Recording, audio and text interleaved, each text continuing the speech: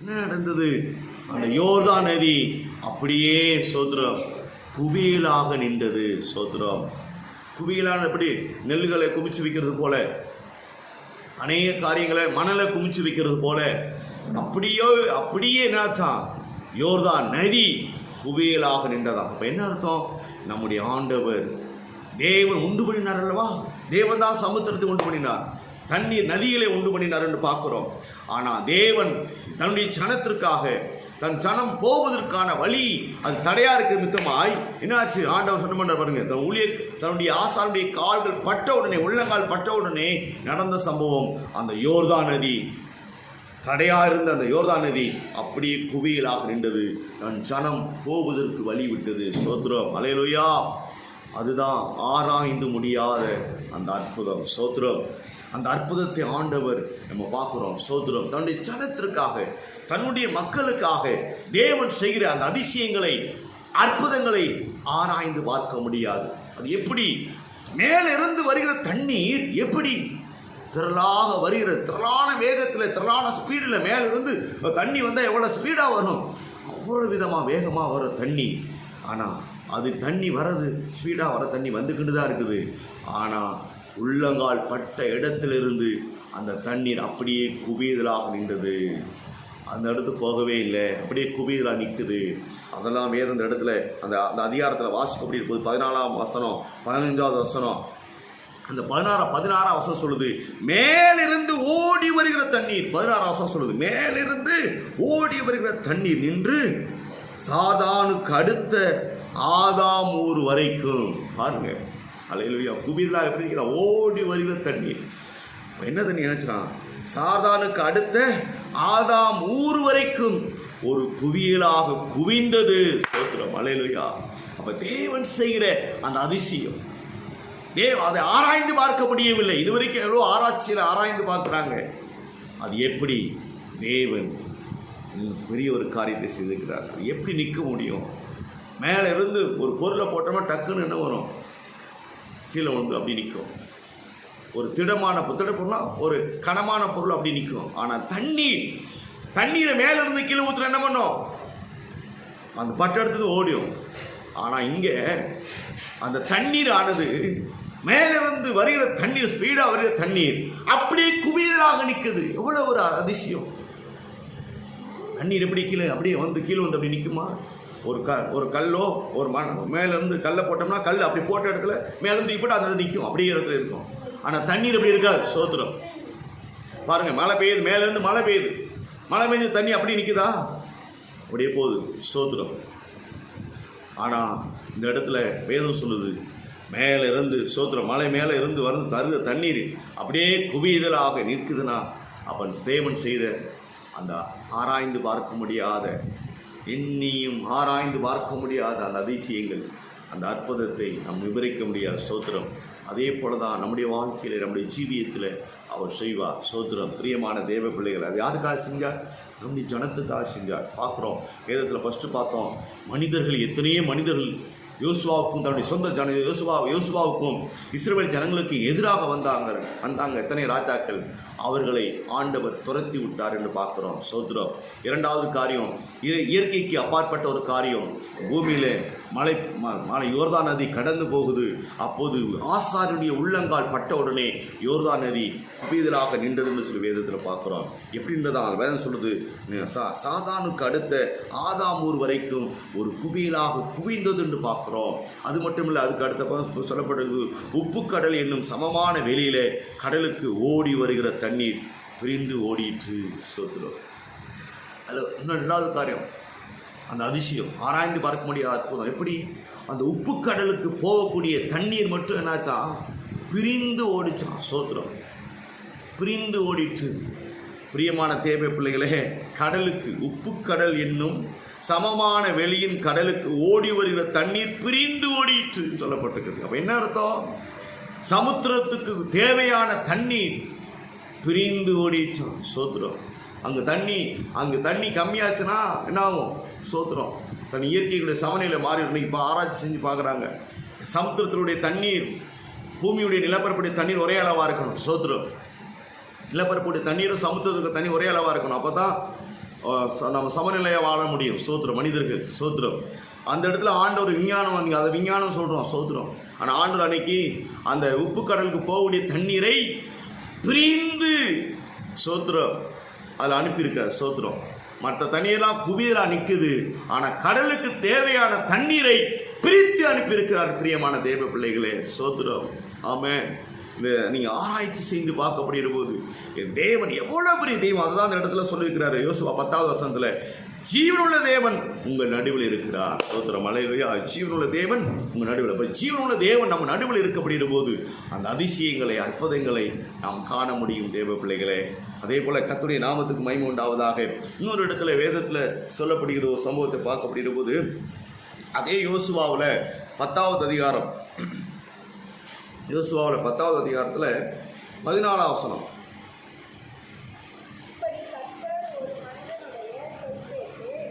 ஆனாலும் என் தேவன் சூரியனையும் சந்திரனையும் நிற்க பண்ண அதே ஆண்டவர் நமக்கு முன்பாக இருக்கிற எதிரான சத்துருக்களை அதே போல நிற்க பண்ணுவார். சோத்திரம். அதே மட்டுமில்ல, நம்முடைய ஆண்டவர் நம்முடைய குடும்பத்தை, நம்முடைய குடும்ப வாழ்வில், நம்முடைய ஜீவியத்தில் அவர் அதிசயத்தை அவர் செய்வார். சோத்திரம். இந்த நாளில் ஆண்டவர் சொல்லுகிற காரியம், நம்முடைய சபை மக்களுக்கு ஆண்டவர் சொல்லுகிற காரியம், ஆராய்ந்து பார்க்க முடியாத அதிசயத்தை, அற்புதத்தை அவர் செய்வார். யோர்தான் நதி எவ்விதமாய் தன் ஊழியக்காரனுடைய கால் பாதங்கள் பட்ட உடனே எப்படி குவிதலாக நின்றதோ, அதே ஆண்டவர் உங்களில், உங்கள் ஜீவியத்தில் எந்தெந்த காரியங்களாம் வெள்ளம் போல பிசாசு எழும்பி வரலாம், ஆனாலும் கர்த்தருடைய நாமம் மகிமைப்படும்படியாக பரிசுத்த ஆவியானவர் உங்களுடைய ஜீவியத்தில் செய்யக்கூடிய ஏற்றுவார். பிரியமான தேவ பிள்ளைகளே, நீங்க பயப்படாதீங்க. ஆண்டவர் தாமே உங்க கூட இருக்கிறார். சோத்திரம். நீ கலங்காத, பயப்படாத. ஆண்டவர் உங்க கூட இருக்கிறார். சோத்திரம். வேதம் இடத்தை சொல்லப்பட்டது போல, யோசுவாவில் சொல்லப்பட்டது போல 14வது வசனம் சொல்லப்பட்டிருக்குது, ஜனங்கள் தங்களுடைய சத்துருக்களுக்கு நீதியை சரி கட்டும் மட்டும். வேதம் சொல்றது இந்த இடத்துல 14வது வசனம். யோசுவாவில் 10வது அதிகாரம் 14வது வசனம் சொல்லுது. வேதம் அழகா தெளிவா சொல்லுது, ஜனங்கள் தங்கள் சத்துருக்களுக்கு நீதியை சரி கட்டும் மட்டும் சூரியன் தரித்ததுன்னு சொல்லப்பட்டிருக்குது. சத்துருக்களுக்கு சரி கட்டுது வரைக்கும் சூரியன் அப்படியே தரித்து நின்றதா. யாருடைய? யோசுவாவுடைய வார்த்தையை கேட்டு, சத்தத்தை கேட்டு சூரியன் அப்படியே தரித்து நின்றதாம். அதே போல இந்த நாட்களிலே உன்னுடைய குடும்பத்துக்கு எதிராக, உன்னுடைய ஜீவியத்துக்கு விரோதமாய், ஆவிக்குரிய ஜீவியத்துக்கு எதிராக எழும்பி நின்று செயல்படுகிற சத்துருக்களை முற்றிலும் முறியடிக்கு வரைக்கும் என் தேவன் உன்னை விட்டு அவர் விலகவே மாட்டார். சோத்திரம். உன்னை விட்டு அவர் விலகவே மாட்டார். அவர் ஜீவனுள்ள தேவன். அவர் ஜீவனுள்ள தேவன். அவர் உன்னோடு இருக்கிறார். சோத்திரம். உனக்கு எதிராக எழும்பி செயல்படுகிற சத்துருக்களை என் ஆண்டவர் முறியடிப்பார். அவர் ஒருபோது அவர் கைவிடவே மாட்டார். வேதம் அழகா சொல்லப்பட்டிருக்குது. அந்த இடத்துல சொல்லப்பட்டிருக்குது, அவர் தரித்து நின்றார் என்று சொல்லப்பட்டிருக்குது. அதே போல இந்த நாட்களில் ஆண்டு இந்த புதிய 7வது மாதத்தில் ஆண்டு உனக்கு பிரவேசிக்க பண்ணும்படி கர்த்தர் கிருபை செய்திருக்கிறார். இந்த மாதம் கர்த்தர் உனக்கு உன்னுடைய ஜீவியத்தில், உன்னுடைய வாழ்வில் நீ செய்கிற எந்த காரியம் செய்தாலும் சரி, ஆண்டவனுடைய அற்புதத்தை, அதிசயத்தை அவர் செய்வார். அநேக காரியங்களையும் ஆண்டவருடைய ஆராய்ந்து பார்க்க முடியாத அதிசயத்தை, அற்புதத்தை அவர் செய்வார். அது மட்டுமல்ல, யோபு புஸ்தகத்தில் வாசிக்கப்படுவது போல கிரகிக்கக்கூடாத பெரிய காரியத்தையும் அவர் செய்வார். அவரால் முடியாத காரியங்கள் ஒன்றுமே இல்லை. பிரியமான தேவ பிள்ளைகளே, அவரை நம்புகிறவர்களுக்கு கர்த்தர் கிரகிக்கக்கூடாத பெரிய காரியத்தை அவர் செய்வார். அவரால் முடியாத காரியம் ஒன்றுமே இல்லை. பிரியமான தேவ பிள்ளைகளே, அவரை நம்புகிற நீ, அவர் ஒரு நாளும் உன்னை விட்டு விலகவே மாட்டார். நீ அவரை நம்புகிறாய், அவரை விசுவாசிக்கிறாய். அப்படி இருக்கப்படுகிற போது ஜீவனுள்ள தேவனாய் அவர் நடுவில் இருந்து பெரிய பெரிய அற்புதங்களை அவங்க நடுவில் அவர் செய்வார். அவராலே செய்யப்படாத அதிசயங்கள், அற்புதங்கள் ஒன்றுமில்லை.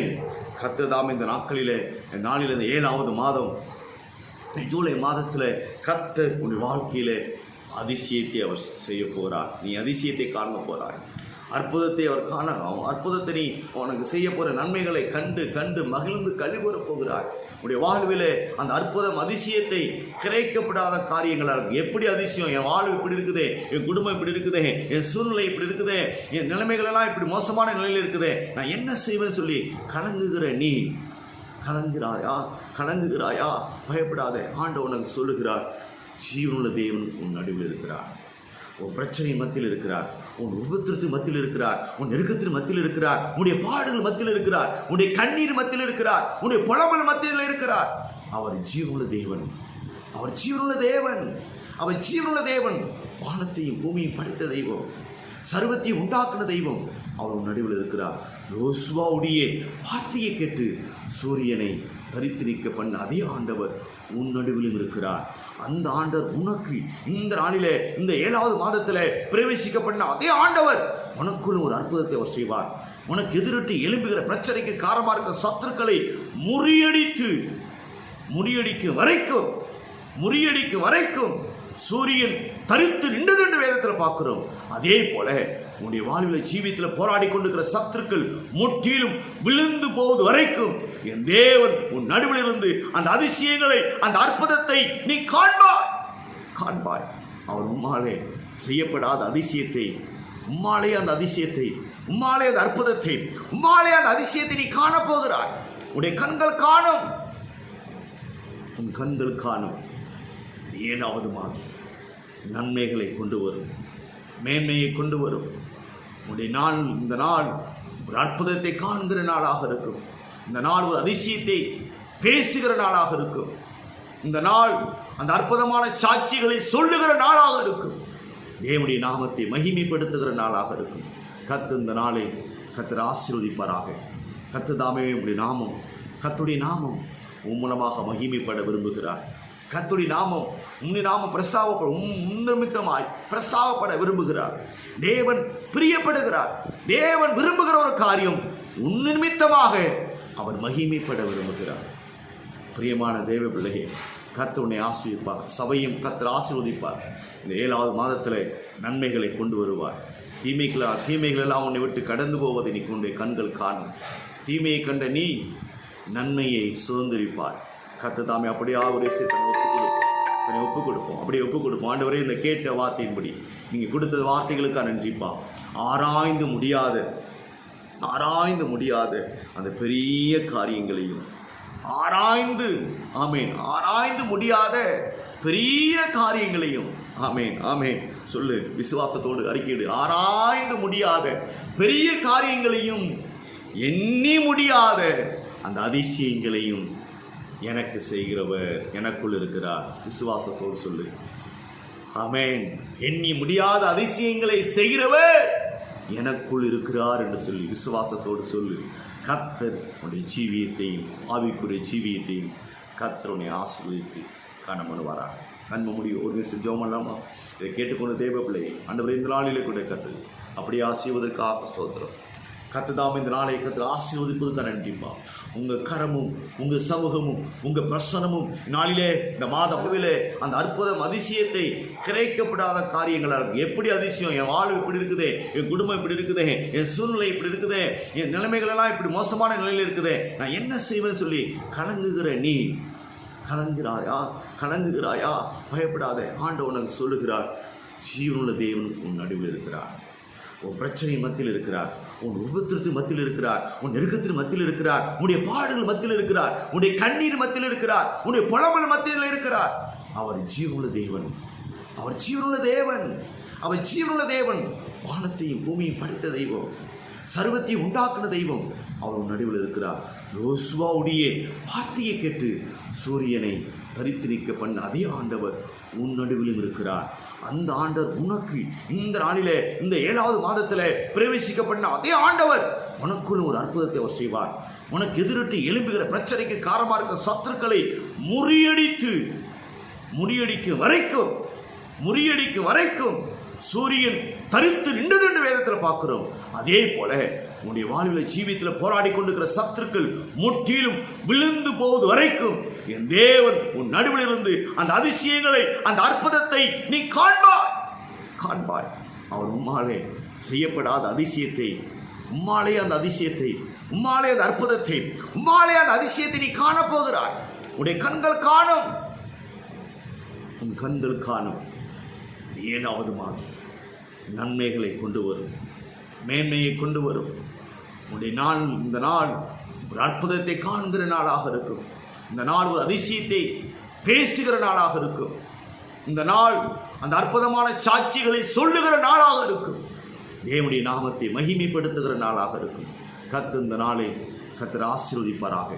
கர்த்தர் தாமே உம்முடைய நாமம், கர்த்தருடைய நாமம் உன் மூலமாக மகிமைப்பட விரும்புகிறார். கர்த்தருடைய நாமம் உம்முடைய நாமம் நிமித்தமாய் பிரஸ்தாவப்பட விரும்புகிறார். தேவன் பிரியப்படுகிறார். தேவன் விரும்புகிற ஒரு காரியம் உன் நிமித்தமாக அவர் மகிமைப்பட விரும்புகிறார். பிரியமான தேவ பிள்ளையே, கர்த்தர் உன்னை ஆசீர்வதிப்பார். சபையும் கர்த்தர் ஆசீர்வதிப்பார். இந்த 7வது மாதத்தில் நன்மைகளை கொண்டு வருவார். தீமைகள் எல்லாம் உன்னை விட்டு கடந்து போவதை நீ கொண்டே கண்கள் காணும். தீமையை கண்ட நீ நன்மையை சுதந்திரிப்பார். கர்த்தர் தாமே அப்படியே ஒரு ஒப்புக் கொடுப்போம். அப்படியே ஒப்புக் கொடுப்போம். ஆண்டவரே, இந்த கேட்ட வார்த்தையின்படி நீங்க கொடுத்த வார்த்தைகளுக்காக நன்றிப்பா. ஆராய்ந்து முடியாத அந்த பெரிய காரியங்களையும் ஆராய்ந்து முடியாத பெரிய காரியங்களையும் ஆமென் சொல்லு, விசுவாசத்தோடு அறிக்கையிடு. ஆராய்ந்து முடியாத பெரிய காரியங்களையும் எண்ணி முடியாத அந்த அதிசயங்களையும் எனக்கு செய்கிறவர் எனக்குள் இருக்கிறார். விசுவாசத்தோடு சொல்லு. ஆமென். எண்ணி முடியாத அதிசயங்களை செய்கிறவர் எனக்குள் இருக்கிறார் என்று சொல்லி விசுவாசத்தோடு சொல்லு. கர்த்தர் உன்னுடைய ஜீவியத்தையும் ஆவிக்குரிய ஜீவியத்தையும் கர்த்தருடைய ஆசீர்வதித்து காணப்படுவாராக. கண்ம முடியும். ஒரு நிமிஷம் ஜெபம் பண்ணலாமா? இதை கேட்டுக்கொண்டு தேவ பிள்ளை ஆண்டவரே, இந்த நாளிலே கூட கர்த்தர் அப்படி ஆசீர்வதற்காக ஸ்தோத்திரம். கர்த்தர் இந்த நாளை கர்த்தர் ஆசீர்வதிப்பதற்கு நன்றிப்பா. உங்க கரமும் உங்க சமூகமும் உங்க பிரசனமும் நாளிலே இந்த மாதம் முழுவதும் அதிசயங்களை அற்புதங்களை செய்கிற தேவன், ஆராய்ந்து பார்க்க முடியாத அதிசயங்களையும் எண்ணி முடியாத அற்புதங்களையும் அதிசயங்களும் இந்த நாட்களிலே, இந்த 7வது மாதம் ஜூலை மாசத்திலே கர்த்தருடைய வாழ்க்கையிலே அற்புதத்தை அவர் செய்வார். நாளிலே தியானித்தது போல யோசுவாவுக்கு எதிராக வந்த எத்தனை ராஜாக்கள் எழுப்பினார்கள், அத்தனை ராஜாக்களையும் என் தேவன் துரத்தினார் என்று வேதத்தில் பார்க்கிறோம். அது மட்டுமில்ல, என் தேவனுடைய இஸ்ரவேல் ஜனங்களுக்கு எதிராக வந்து எதிரிட்டு நின்ற யோர்தான் நதி என் தேவனுடைய நாம மகிமைப்படும்படியாக ஆசானுடைய உள்ளங்கால் பட்டவுடனே சோத்திரம் உள்ளங்கால் பட்டவுடனே அந்த யோர்தான் நதி அப்படியே குவிதலாக நின்றது என்று பார்க்கிறோமே. அதே தேவன் உடைய வாழ்க்கையிலே அந்த அற்புதத்தை அவர் செய்ய அவர் வல்லமை உள்ளவராக இருக்கிறார். அது மட்டுமில்லை, யோசுவாவுடைய வார்த்தையை கேட்டு எப்படி சூரியன் தனித்து நின்றதோ அதே போல உனக்கு எதிரிட்டு நிற்கிற சத்துருக்களை உன் வாயின் வார்த்தையும் விசுவாசிக்கப்படுகிற போது எதிரிட்டு நிற்கிற சத்துருக்கள் அமிதமாய் சத்துருக்களை முறியடிக்கிறவரையும் சத்துரு முறியடிந்து போவான். சோத்திரம். அற்புதத்தை இயற்கைக்கு அற்புதம் செய்த தெய்வம், இயற்கைக்கு அப்பாற்பட்ட அற்புதம் செய்த தெய்வம் உடைய ஜீவியத்திலும் அற்புதத்தை செய்வார். அந்த அதிசயத்தை அவர் செய்வார். அவர் நன்மைகளை செய்கிறவராய் சுற்றி திருந்தது போல இந்த நாளிலே தேவ பிள்ளையே உனக்கு அற்புதத்தை அவர் செய்ய வல்லமை உள்ளவராக இருக்கிறார். இந்த மாதம் ஜூலை மாசத்துல கர்த்தர் அதிசயத்தை அவர் செய்வார். அவர் கிரகிக்க கூடாத பெரிய காரியங்களை, விவரித்து சொல்ல முடியாத அந்த மகத்துவமான காரியங்களை உன் வாழ்விலே உன்னுடைய ஜீவியத்திலே அவர் செய்ய வல்லமை உள்ளவராக இருக்கிறார். பிரியமான தேவ பிள்ளையை கர்த்தரை ஆசீர்வதிப்பாராக. கர்த்தர் தாமே இந்த நாளை பொறுப்படுத்திக் கொண்டு நன்றிப்பான். தொடர்ந்து ஆசீர்வதிங்க. உங்கள் பிரசனமும் உங்கள் கிருபையும் உங்கள் மகிமையும் உயிர்த்தெழுந்த மகிமையும் பலத்த காரியமும் ஆண்டவருடைய வாழ்விலே ஜீவியத்தில் செய்வதற்கு நன்றிப்பான். தொடர்ந்து ஆசீர்வதிங்க. பொறுப்படுத்திக் கொள்ளுங்க. ஆண்டவராகிய இயேசு கிறிஸ்துவின் நாமத்தில் கேட்கிறோம் நல்ல பிதாவே. ஆமென். என் ஆத்மாவே கர்த்தரை ஸ்தோத்திரி, என் முழுமே பரிசுத்த நாமத்தை ஸ்தோத்திரி. என் ஆத்மாவே கர்த்தரை ஸ்தோத்திரி. கர்த்தர் செய்த சகல உபகாரங்களையும் மறவாதே. ஆமென். Praise Lord.